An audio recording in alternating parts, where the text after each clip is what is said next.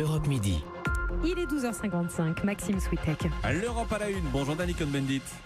Bonjour Maxime Switek. Dany, aujourd'hui un cours d'histoire donc avec vous, puisqu'hier la France et l'Allemagne ont célébré les 55 ans du traité de l'Élysée, traité qui officialisait en 1963 la réconciliation entre nos deux pays. Texte signé par Adenauer et De Gaulle qui pourtant n'était pas tout à fait sur la même longueur d'onde.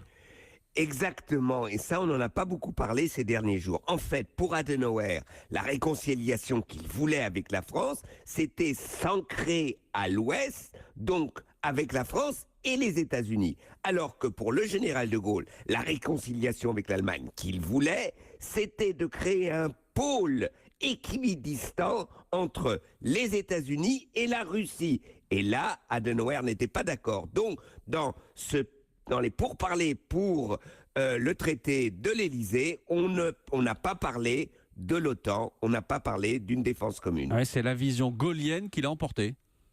Pas tout à fait, puisqu'on n'a pas parlé de l'OTAN, comme je viens de le dire, mais on n'a pas dit non plus que la réconciliation franco-allemande était un pôle qui allait s'opposer aussi aux États-Unis.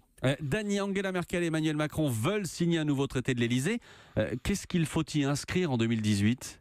Eh bien, si on continue ce débat, et aujourd'hui, la défense commune est quelque chose que tout le monde veut, les Français, les Allemands, eh bien, je crois qu'il faut renforcer le pôle défense-sécurité franco-allemand, mais surtout que la France propose quelque chose de très important, de partager le siège de la France au Conseil de sécurité. Ça deviendrait un siège franco-allemand avec 2 représentants allemands, français et une équipe diplomatique franco-allemande. Et donc, à partir de ce moment, la France et l'Allemagne parleraient d'une voix et donc devraient élaborer leur politique étrangère ensemble. Et ben voilà, la proposition de Dany Cohn-Bendit en direct aujourd'hui sur Europe 1. Merci Dany, à demain.